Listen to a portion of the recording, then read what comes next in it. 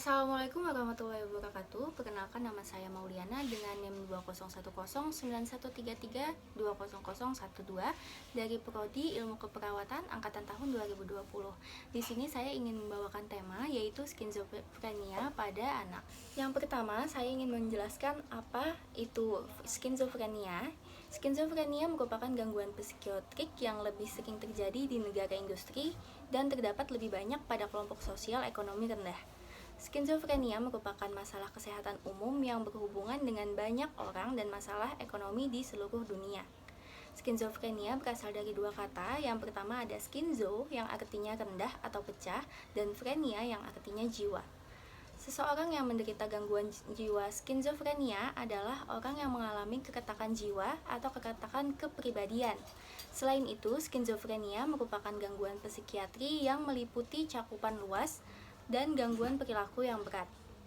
Lalu ada penyebab-penyebab dari skizofrenia. Yang pertama, dikarenakan seseorang memiliki suatu kerentanan spesifik atau diatesis yang jika dikenai oleh suatu pengaruh lingkungan yang menimbulkan stres memungkinkan perkembangan skizofrenia.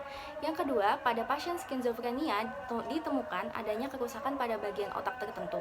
Terdapat beberapa area tertentu dalam otak yang berperan dalam membuat seseorang menjadi patologis yang sistemnya limbik, korteks, dan frontal. Yang ketiga, faktor genetik atau keturunan merupakan salah satu penyumbang bagi jatuhnya seseorang menjadi skizofrenia. Resiko seseorang menderita skizofrenia akan menjadi lebih tinggi jika terdapat anggota keluarga lainnya yang juga menderita skizofrenia, apalagi jika berhubungan dengan hubungan keluarga dekat. Yang keempat, dalam pandangan psikoanalitik tentang skizofrenia, kerusakan ego mempengaruhi interpretasi terhadap realitas dan kontrol terhadap dorongan dari dalam, seperti seks dan agresi. Gangguan tersebut terjadi akibat distorsi dalam hubungan timbal balik ibu dan anak. Berbagai simptom dalam skizofrenia memiliki makna simbolis bagi masing-masing pasien. Pemberian asuhan keperawatan kepada pasien penderita skizofrenia tak lepas dari pengawasan keluarga.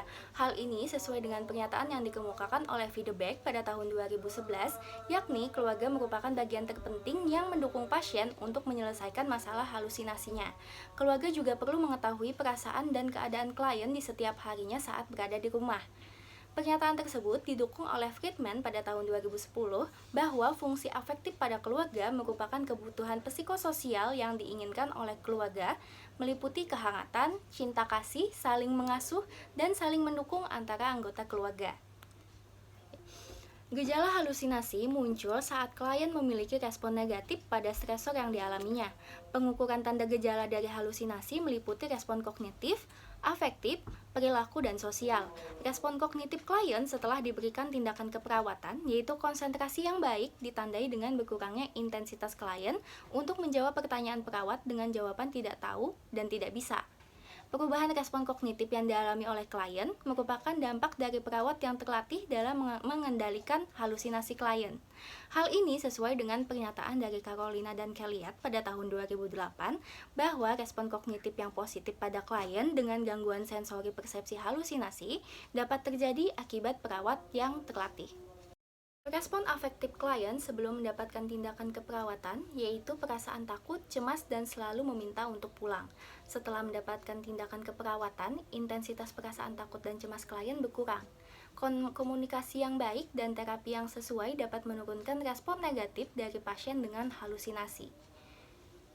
AHSM menjelaskan bahwa pemberian terapi tarik napas dalam memiliki keefektifan emosi yang positif pada pasien dengan halusinasi pendengaran.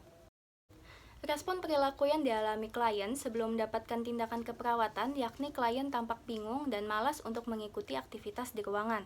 Setelah dilakukan tindakan keperawatan, respon perilaku klien yakni tampak tenang dan mampu untuk mengikuti aktivitas di ruangan, namun butuh motivasi oleh perawat. Menurut Stuart Kellyat dan Pasaribu pada tahun 2016, respon maladaptif neurobiologis salah satunya yaitu kebingungan dan perlu mendapatkan obat antipsikotik dengan tujuan yang mengoptimalkan penyembuhan klien. AHSM menjelaskan bahwa terapi napas dalam, menutup sebelah telinga, dan minum obat secara rutin dalam modifikasi perilaku pada pasien juga dapat menurunkan intensitas halusinasi pendengaran yang dialami pasien.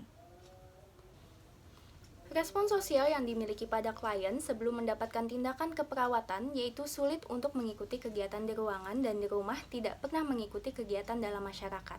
Tindakan yang dilakukan perawat untuk mengatasi masalah klien yaitu memotivasi klien untuk mengikuti kegiatan di ruangan seperti terapi aktivitas kelompok.